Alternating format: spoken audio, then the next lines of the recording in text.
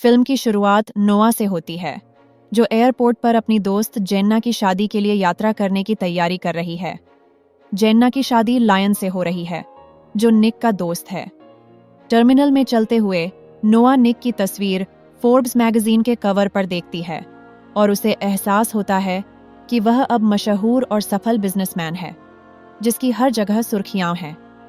वह अपनी फ्लाइट में सवार होती है, लेकिन गलती से एक व्यक्ति साइमन से टकरा जाती है, जिसकी कॉफी उसके कपड़ों पर गिर जाती है। नोआ जल्दी से माफी मांगती है और साइमन मुस्कुराकर उसे माफ कर देता है, अपना परिचय देता है।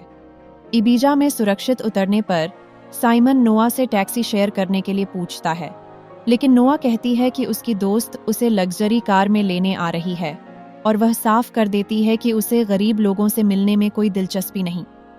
साइमन हंसता है और कहता है कि अगर वे फिर मिले तो नोआ उसे एक कप कॉफी देगी, जिसे वे साथ पिएंगे, और फिर चला जाता है।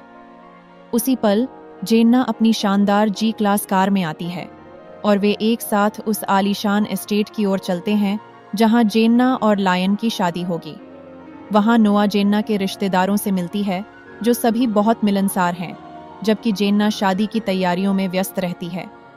जल्द ही नोआ को पता चलता है कि जेन्ना ने निक को नोआ के साथ ग्रूम्समैन चुना है। ये खबर नोआ को झटका देती है। उसने निक को लंबे समय से नहीं देखा, क्योंकि उनका रिश्ता बुरे तरीके से खत्म हुआ था। बाद में नोआ अपनी ड्रेस पहनकर उत्सव में शामिल होती है, लेकिन निक को कार से बेहद आकर्षक उतरते देख चौंक जाती है। घबराकर नोआ चुपके से छिप जाती है ताकि वह उसे न देखे। थोड़ी देर बाद जेन्ना अपनी कजिन मैक्सवेल का नोआ से परिचय कराती है। उसका प्लान है कि निक नोआ को किसी और पुरुष के साथ देखे ताकि उसमें जलन पैदा हो। नोआ मैक्सवेल से विनम्रता से बात करती है, तभी निक अचानक आता है और मैक्सवेल से मिलने के बहाने उनकी बातचीत में बाधा डालता है, जिससे नोआ को अजीब लगता है और उसे यकीन होता है कि निक ने जानबूझकर ऐसा किया। बाद में नोआ लायन के छोटे भाई के साथ बैठती है, जो उससे काफी प्रभावित लगता है, लेकिन नोआ उसे नरमी से कहती है कि वे सिर्फ दोस्त रहें। उसे गाल पर एक दोस्ताना चुंबन देती है और चली जाती है। कुछ समय बाद नोआ देखती है कि निक उसकी ओर आ रहा है। उसे लगता है कि वह बात करने आ रहा है, लेकिन निक उसे अनदेखा करते हुए पास से निकल जाता है। बाद में जब उत्सव दूसरी जगह शिफ्ट होता है, वेडिंग प्लानर नोआ को निक के साथ एक ही कार में जाने को कहता है, जिससे उसकी शर्मिंदगी बढ़ जाती है। खामोश ड्राइव के दौरान नोआ ताज़ी हवा के लिए खिड़की खोलती है, लेकिन निक जिद्दीपन से उसे बंद कर देता है। यह पल उनके बीच छोटी सी प्रतिद्वंद्विता शुरू करता है। दोनों आखिरी बात रखने की कोशिश करते हैं। आखिरकार वे खुले आंगन में पहुंचते हैं, जहां शादी समारोह होगा, और प्लानर नोआ को निक के बगल में खड़े होने का निर्देश देता है, जो दोनों के लिए बहुत अजीब है। अगर आप सोच रहे हैं कि दोनों ने मना क्यों नहीं किया, तो इसलिए क्योंकि वे मेहमानों को यह नहीं बताना चाहते कि वे पहले रिलेशनशिप में थे। इसके अलावा उनके मन में एक दूसरे के लिए अभी भी भावनाएं हैं, और यह पल उनके फिर करीब आने का बहाना है। उसी रात लायन का भाई निक के हाथ पर टैटू नोटिस करता है, और दूर से नोआ भी इसे देखती है। उसे एहसास होता है कि निक ने वह टैटू नहीं हटाया। यह टैटू दर्शाता है कि निक उसे भूला नहीं है। अगर आपको याद न हो प्रिय दर्शकों, यह वही टैटू है जो निक ने तब बनवाया था जब नोआ ने उसके हाथ पर योर माइन लिखा था। समय बीतता है और आधिकारिक शादी समारोह शुरू होता है। आखिरकार जेन्ना और लायन को पति पत्नी घोषित किया जाता है। जैसा कि कहा जाता है, हैप्पीली एवर आफ्टर।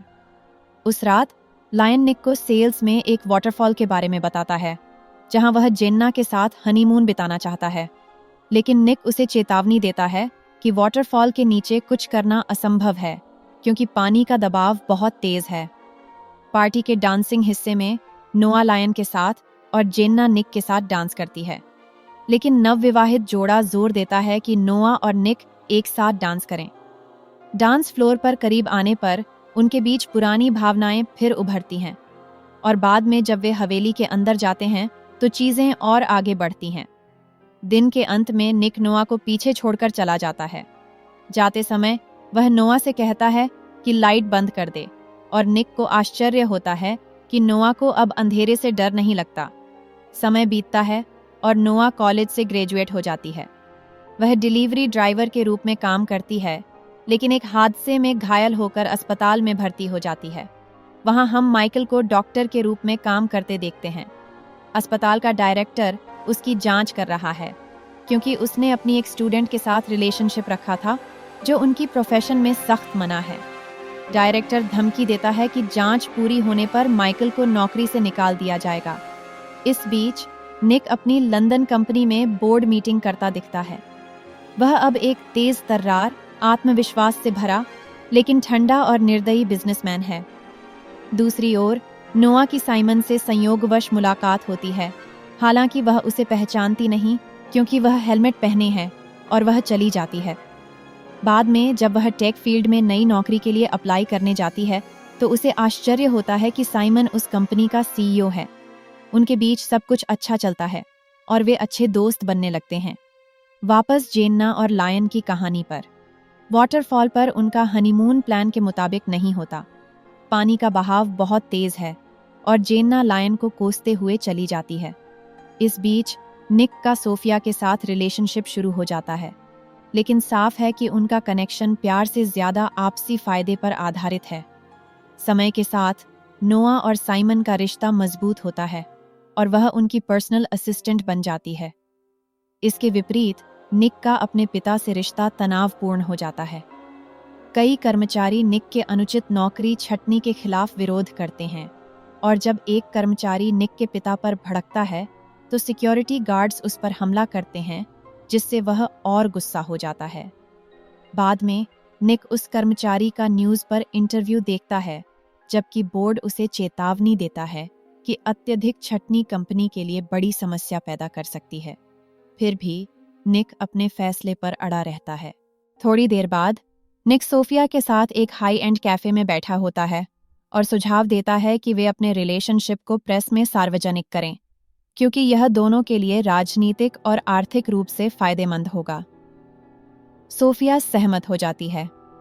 इस बीच साइमन नोआ के साथ टहलता है, अपनी भावनाएं जाहिर करने की कोशिश करता है, लेकिन नोआ कहती है कि उन्हें जल्दबाजी नहीं करनी चाहिए, और साइमन सहमत हो जाता है। अगले दिन साइमन की कंपनी में माहौल तनावपूर्ण है, क्योंकि एक नया निवेशक, जिसने हाल ही में बड़ी संख्या में शेयर खरीदे, आने वाला है।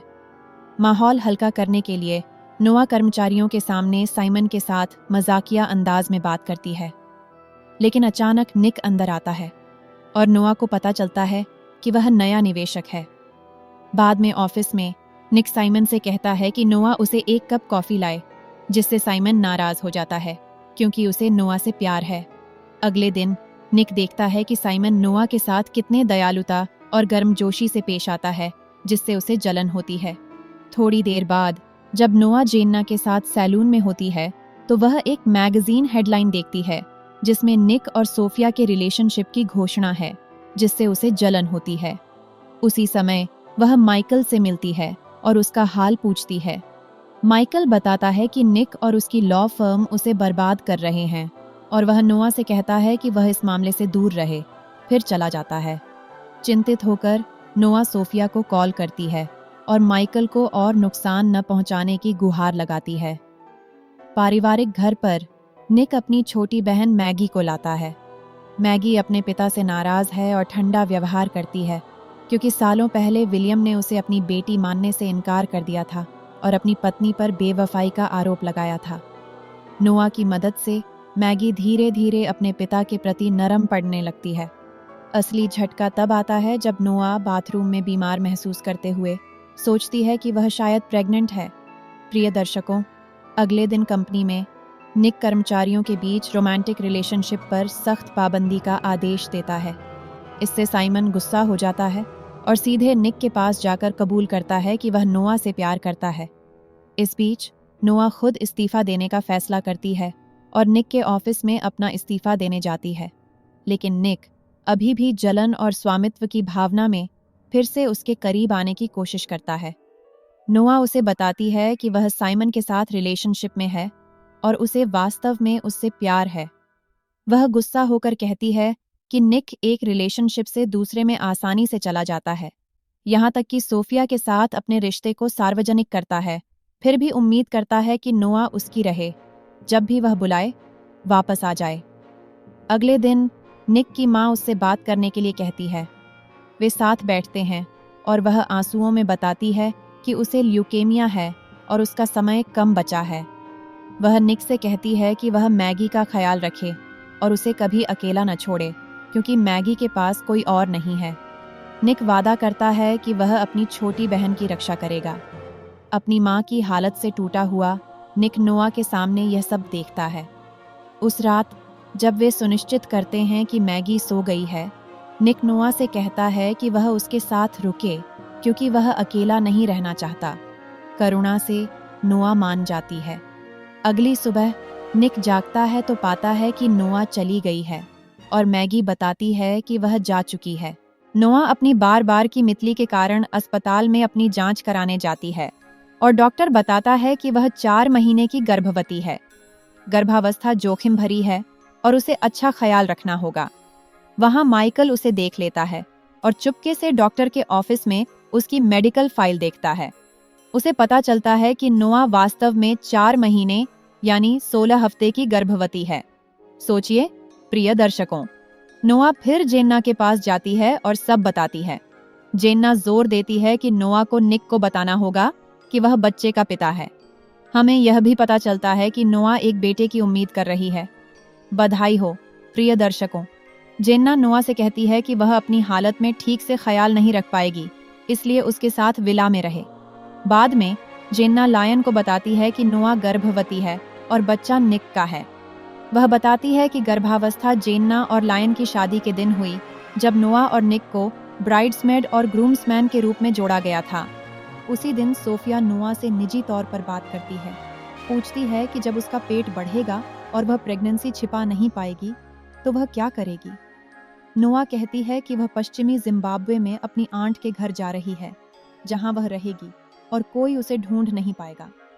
उसी रात नोआ साइमन के घर जाती है और कहती है कि उसे कुछ जरूरी खबर बतानी है। लेकिन नोआ उदास होकर कहती है कि अब सिर्फ वे दो नहीं हो सकते। फिर वह अपनी बेबी बम्प दिखाती है, बताती है कि वह गर्भवती है।